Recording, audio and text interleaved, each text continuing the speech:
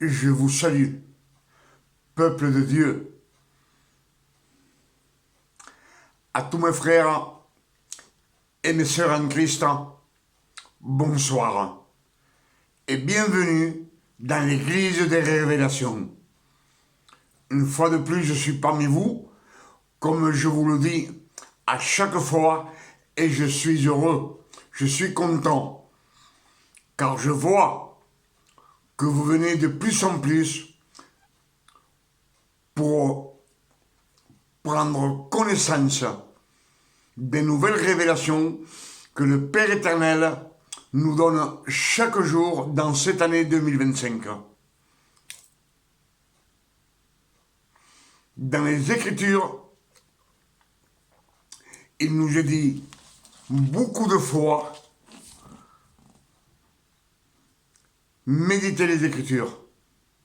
Méditez les Écritures jour et nuit, afin que le Père éternel nous donne des révélations par le Saint-Esprit. Amen. Cela, je vous salue ce soir au nom de notre Père éternel. Et je vous salue au nom de notre Sauveur, Emmanuel, l'élu, le Christ, l'homme de chair et de sang que le Père éternel a choisi, il a élu pour pouvoir sauver toute la création. Amen. C'est pour cela que dans Matthieu 1, verset 23, nous dit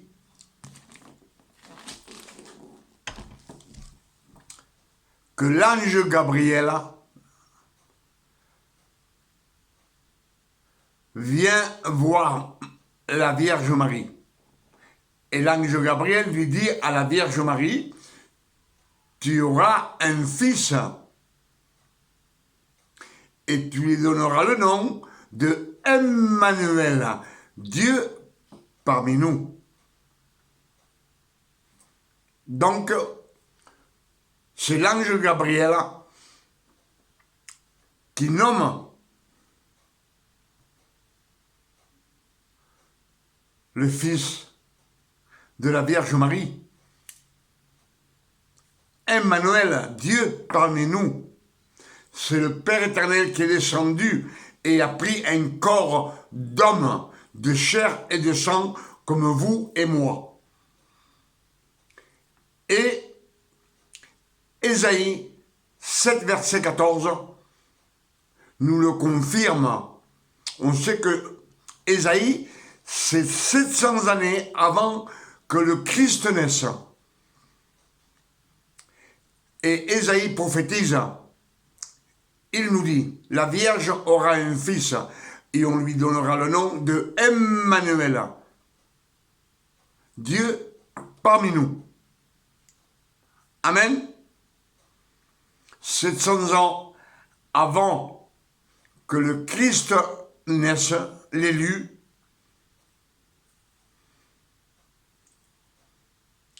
les Romains, les Latins n'existaient pas. Je vous l'ai déjà dit quelques fois, ils existaient, mais ils n'étaient pas connus. Et Ésaïe 42, verset 1 nous dit, le Père éternel, il a envoyé son serviteur, un serviteur. Il dit, je le soutiendrai, ça veut dire je l'aiderai, en lui j'ai mis mon esprit. Et lui, il annoncera la justice de Dieu à tous les peuples, c'est-à-dire dans le monde entier. Donc, que le Père éternel ne nous a pas envoyé son Fils, ni un nom de Jésus, Fils de Dieu. Il nous a envoyé un serviteur, un ouvrier, un travailleur. Et lui, il doit annoncer ce travail, il est pour cet homme que le Père éternel a élu, d'annoncer la justice de Dieu au monde entier. Et on sait que la justice de Dieu, ce sont les 10 commandements. Ceux que gouverne le monde entier. Le monde entier est gouverné par les 10 commandements. Amen. Ce sont les Écritures qui nous le disent et qui nous le révèlent. Et ce soir, ce que nous allons méditer ensemble, c'est Éphésiens 2, verset 13. Comme je vous le dis toujours, soyez attentifs. Écoutez les Écritures afin de recevoir à 100% et que le Père éternel nous donne des révélations. Soyez pas distraits. Alors, soyez attentifs et écoutez, s'il vous plaît. Éphésiens 2, verset 13 nous dit, c'est Paul qui parle. Maintenant, en Christ, vous qui étiez jadis éloignés, vous avez été rapprochés par le sang du Christ, car il est notre paix. Lui qui des deux n'en a fait qu'un, et qui a renversé le mur de séparation de l'inimitié. Là, Paul nous dit, vous qui étiez jadis éloignés, il nous parle des peuples qui ne croient pas en Dieu. Ils sont éloignés de Dieu.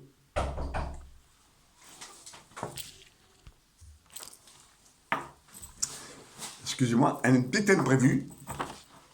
Alors, comme je vous disais, Éphésiens 2, verset 13 nous dit, c'est Paul qui parle. Maintenant, en Christ, vous qui étiez jadis éloignés, vous avez été rapprochés par le sang du Christ, car il est notre paix. Lui qui des deux n'en a fait qu'un, et qui a renversé le mur de séparation de l'inimitié. Il nous parle des peuples éloignés, les peuples qui ne croient pas en Dieu, les gentils, comme on dit. Amen. Ils ont été rapprochés par le sang de Christ. Rapprochés, c'est-à-dire qu'avant, ils étaient loin des 12 tribus. Les 12 tribus d'Israël, le peuple élu de Dieu. Et maintenant, il nous dit qu'il a fait un seul peuple avec des païens et le peuple élu. C'est ce que nous disons. Jadis éloignés, jadis, vous étiez éloignés et vous a rapprochés par le sang du Christ, car il est notre paix.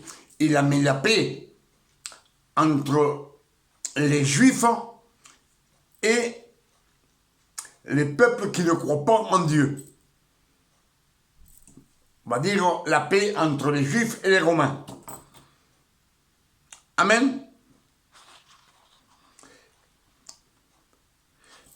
Lui qui des deux n'en a fait qu'un et qui a renversé le mur de séparation de l'inimitié.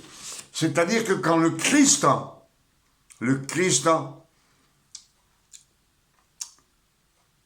a été sacrifié sur la croix, quand il est mort, les Écritures nous disent que le voile du temple s'est déchiré du haut en bas. Il a déchiré l'inimitié. Et maintenant, toute personne humaine peut se présenter devant le Père éternel.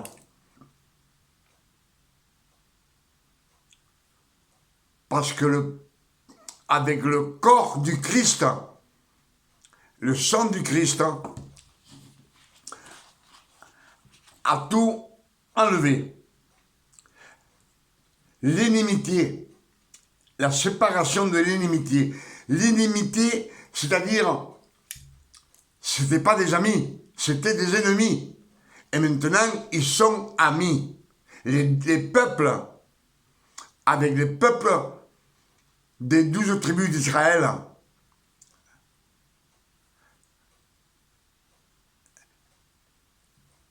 Et pour cela, Ephésiens 2, verset 15 nous dit, c'est Paul qui parle, hein. Il parle aux gentils, au peuple qui ne croit pas en Dieu,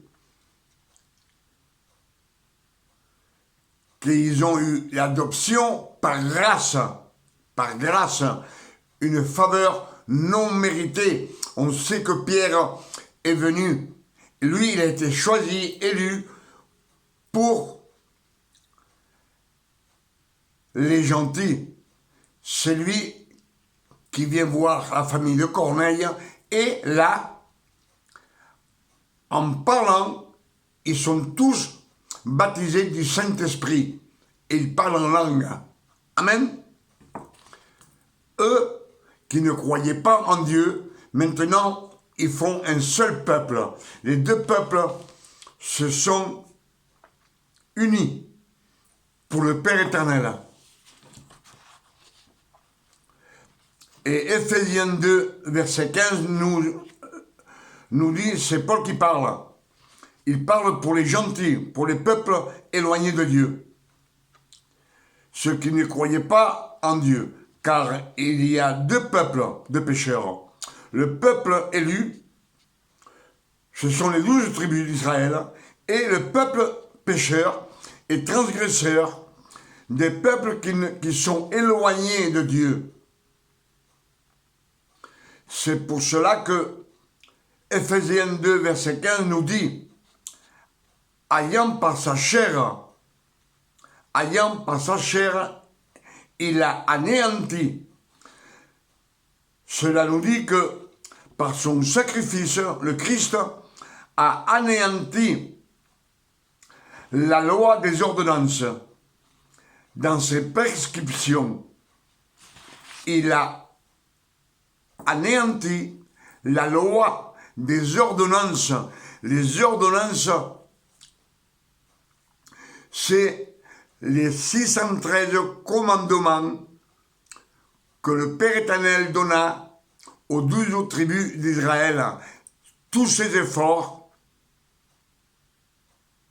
le Christ les a effacés sur la croix par son sang précieux.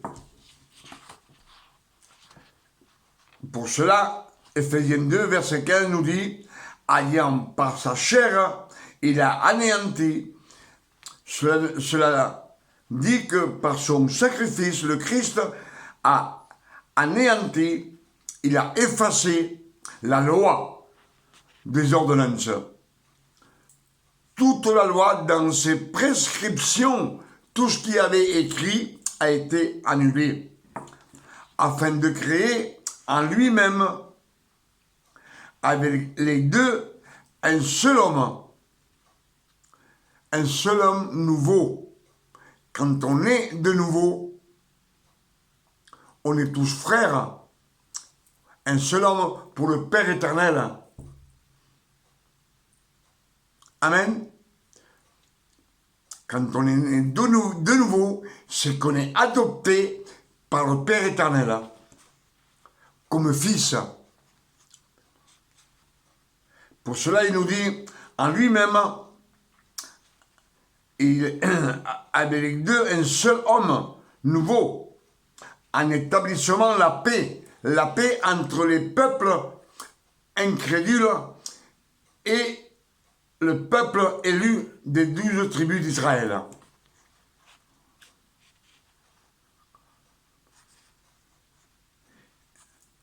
Et de les réconcilier l'un et l'autre en un seul corps avec Dieu par la croix, en détruisant par elle l'inimitié. Il a détruit l'inimitié. Maintenant, dans les Écritures, comme on nous a dit, pour nous rafraîchir un petit peu les idées, quand le Père éternel nous dit, Galates 4, verset 4, nous dit, quand les temps furent accomplis, le Père éternel a envoyé le Christ, né d'une femme, né sous la loi, afin qu'il accomplisse toute la loi et qu'il rachète tous ceux qui sont sous la loi. Racheté de la loi. Lui, il a effacé, il a aboli toutes les ordonnances et toutes les prescriptions. Maintenant, il ne nous reste qu'à sortir de la loi, parce qu'il nous a rachetés. C'est pour cela que dans Galates 4, verset 4, nous dit, afin qu'il rachète tous ceux qui sont sous la loi, et que nous ressuscions l'adoption de fils adoptés. Et si nous sommes fils, nous ne sommes plus serviteurs, nous ne sommes plus disciples, nous ne sommes plus ouvriers, nous sommes fils de Dieu par adoption. Amen.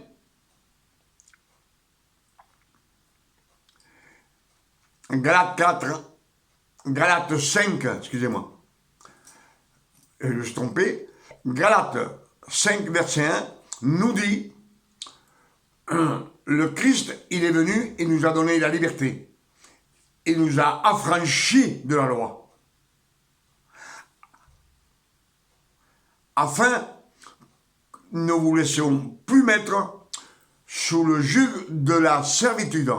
Un serviteur, c'est toujours un ouvrier, un travailleur. Et lui, il nous a adoptés. Il nous a affranchis de la loi, il nous a sortis de la loi. C'est pour cela que, quand je vous dis, dans les messages précédents que j'ai prêchés, qu'on ne peut pas mélanger la grâce et la loi. Si on mélange la grâce et la loi, on fait l'œuvre, et cette œuvre magnifique que le Christ a fait sur la croix, on l'annule. Si on revient à la loi, c'est ce qu'ils ont fait les pharisiens, les sadducéens, les lévites. En ce moment, ils sont toujours sous la loi. Ils ont jeté le Christ. Amen. Et ce qu'on va lire maintenant, c'est Matthieu 9, verset 17. C'est le Christ qui parle. On ne met pas du vin nouveau dans une vieille outre. Autrement, les outres se rompent. Cela veut nous dire que les vieilles outres se déchirent. Et le vin nouveau est répandu. Si la vieille outre se déchire, elle est plus bonne à rien.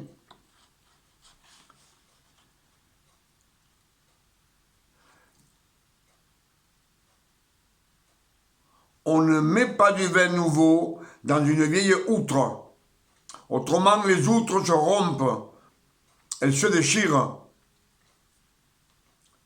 Et le vin nouveau se répand.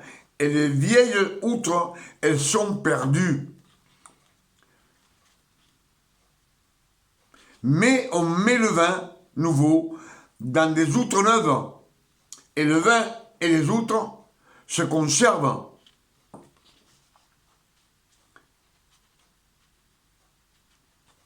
Les outres neuves et le vin nouveau se conservent. Christ, là, il nous dit de ne pas mélanger la grâce et la loi. C'est ce que je vous dis. Je vous le dis presque dans chaque message. Pourquoi, si on mélange la grâce et la loi, cela nous dit qu'on ne peut pas mettre du vin nouveau, c'est l'Esprit Saint. Dans une vieille outre, c'est une personne, elle n'est pas née de nouveau. Elle n'est pas née de nouveau. Elle est toujours dans la loi. elle est attachée à la loi. Si le Christ a annulé toutes les prescriptions, toutes les ordonnances dans la loi, il nous a dit, quand vous péchez, il faut se mettre à genoux et demander pardon. C'est un sacrifice pour notre corps.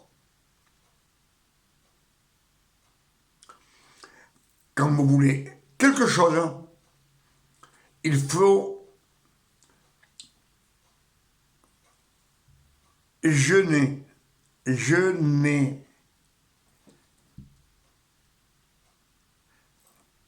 Si on jeûne 2-3 jours sans manger, c'est encore des efforts pour le corps. C'est des sacrifices.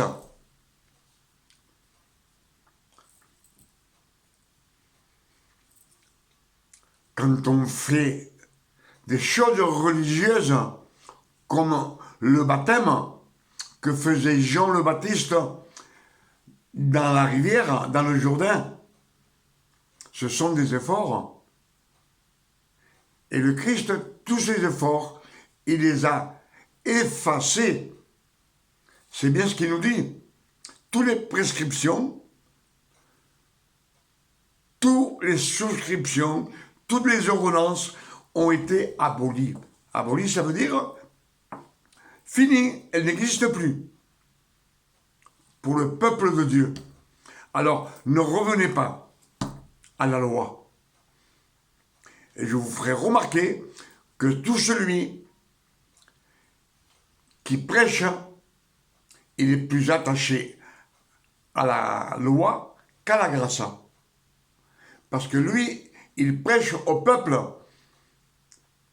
qu'ils doivent, pour demander quelque chose au Seigneur, ils jeûnent 2-3 jours. Ils jeûnent. Je ne sais pas si ça se marque bien quand je le dis. Mais ils arrêtent de manger pendant 2-3 jours pour recevoir quelque chose du Père éternel. C'est des sacrifices.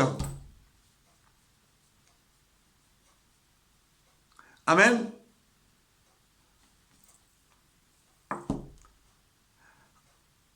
Et les Écritures nous disent qu'on a été racheté de la loi.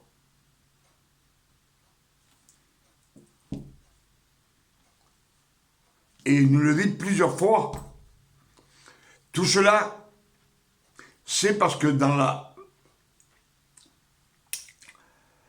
miséricorde du Père éternel, il est miséricordieux et il a un grand amour pour sa création.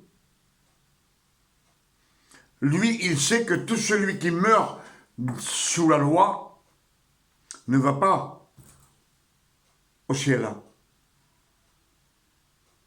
C'est pour sa miséricorde qu'il a envoyé le Christ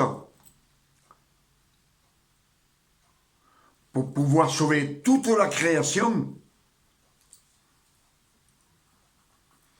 Vous savez que Jean 3, verset 1, nous dit que Nicodème vient de nuit voir le Christ. Il vient en cachette. Il sort des ténèbres de la nuit. Il vient le voir. Et le Père éternel lui dit, si tu ne renais de nouveau, tu ne verras pas le royaume des cieux. Et comme Nicodème lui dit, comment un vieil homme peut renaître de nouveau? Nicodème est un docteur de la loi. C'est lui qui enseigne, le professeur qui enseigne aux autres à suivre les 613 commandements, 613 efforts. Et le Christ lui dit, en vérité, Jean 3, verset 5, lui dit, en vérité, je te le dis, la vérité, vérité, sort de la bouche de Dieu. tout ce qui sort de la bouche de Dieu, c'est la vérité. Il lui dit, en vérité, je te le dis, si tu ne renais de l'eau et de l'esprit, tu ne rentreras pas au royaume de Dieu. Amen. Je pense que c'est clair, les Écritures sont claires quand on les médite.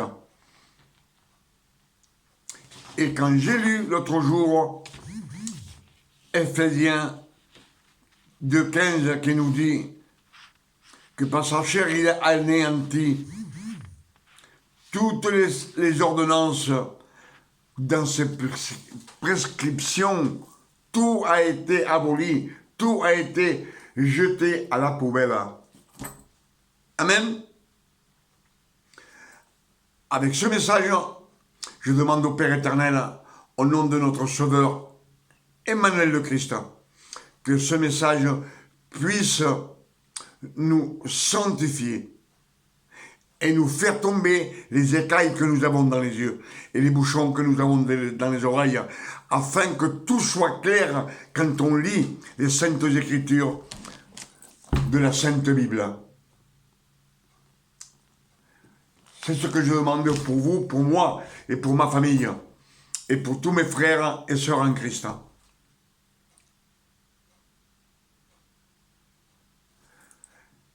Quand je vous dis que le Père éternel a tout préparé à l'avance et qu'il a choisi, il a sélectionné des personnes dans ce monde, depuis la création, il a choisi des personnes, beaucoup de personnes. Il les a sélectionnés et choisis avant qu'ils naissent. Comme Noé, Abraham, Moïse, Aaron, Ésaïe, les prophètes.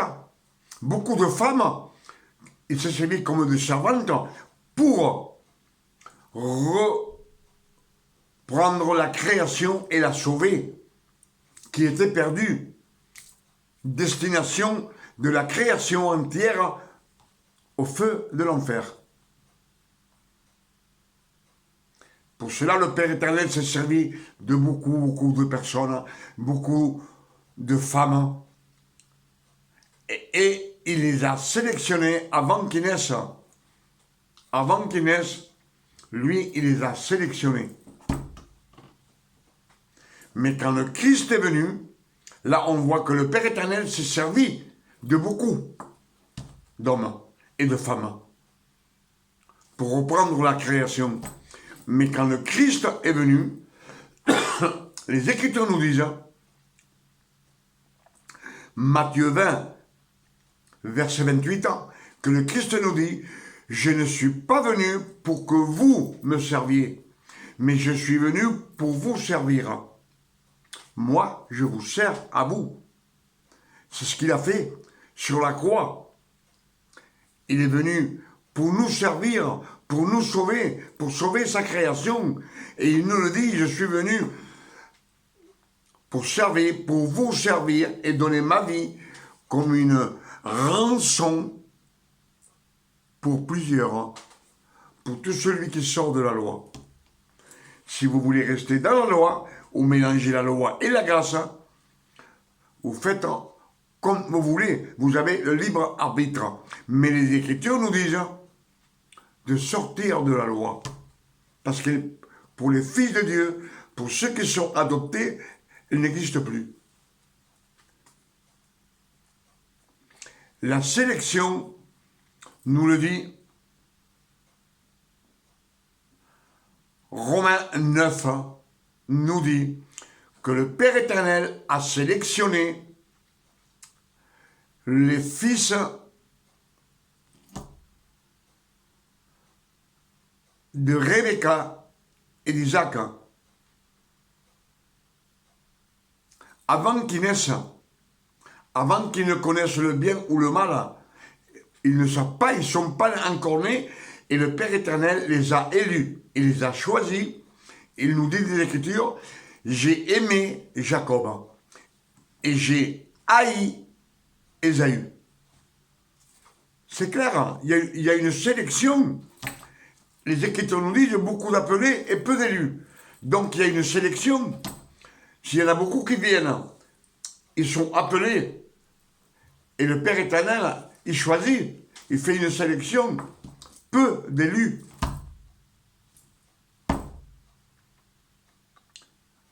Et le Christ nous dit,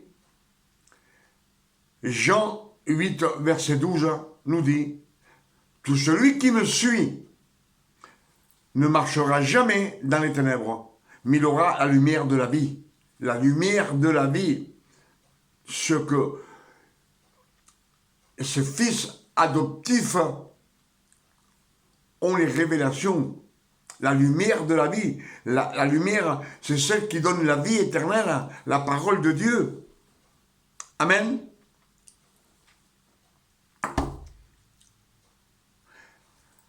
Avec ces versets, je dis merci Père éternel. Merci pour ces révélations que tu nous as données ce soir dans cette année 2025.